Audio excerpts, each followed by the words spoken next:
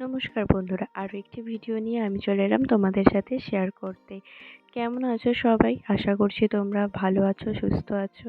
তো বন্ধুরা, এর আগেও তোমরা অনেক ভিডিও দেখেছো আমার গাছের, এবং গাছ আমি প্লাস্টিকের জিনিস কেটে টব তৈরি করছি। তো এরকমই আরও একটি ভিডিও তোমাদের সাথে শেয়ার করতে চলেছি।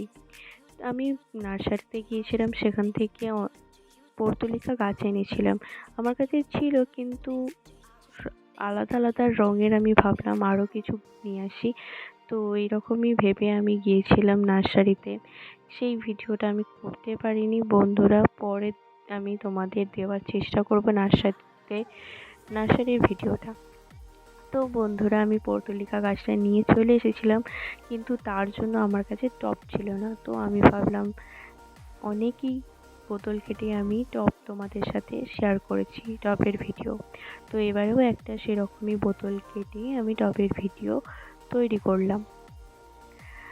আমি একটা বোতল কেটে সেটাতে আমি আমার নিজের ইচ্ছে মতো রং দিয়ে সাজিয়ে তুললাম বন্ধুরা। এর আগে তোমরা দেখেছো আমি ইমোজি এঁকেছিলাম, কিন্তু এবারে আমি ভাবলাম আমার পছন্দের একটা পশুরই আঁকা যাক মুখ। তো আমি ভাবলাম আমার খুব পছন্দের পশু একটা বিড়াল, তো আমি তার মুখটাই আঁকি। তো এটা আমার খুব পছন্দের, আমার এই জিনিসটা খুব পছন্দ হয়েছে। আর টবটাও খুব সুন্দর দেখতে হয়েছে, সাদার ওপরে গোলাপি দিয়ে খুব সুন্দরভাবে ফুটে উঠেছে রঙটা।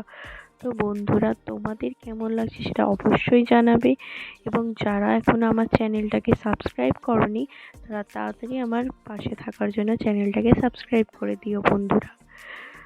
আরও এরকমই ভিডিও পেতে তোমরা আমার চ্যানেলটাকে সাবস্ক্রাইব করো, এবং এরকমই আরও ভিডিও আমার চ্যানেলে আছে। যারা এখনও দেখোনি তারা চটপট আমার চ্যানেলে গিয়ে দেখে নাও বন্ধুরা।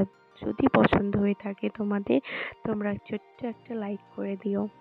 এই পর্তুলিকা গাছগুলো খুবই সুন্দর, আর নানা সব সময় সব দিক থেকে বেড়ে ওঠে, পুরো ঝাড়ের মতো হয়ে যায়। তাই আমি ভাবলাম এটাতেও ঝাড় হয়ে যাবে, আর তাই খুব সুন্দর দেখতে লাগবে ফুলগুলো। ধন্যবাদ বন্ধুরা।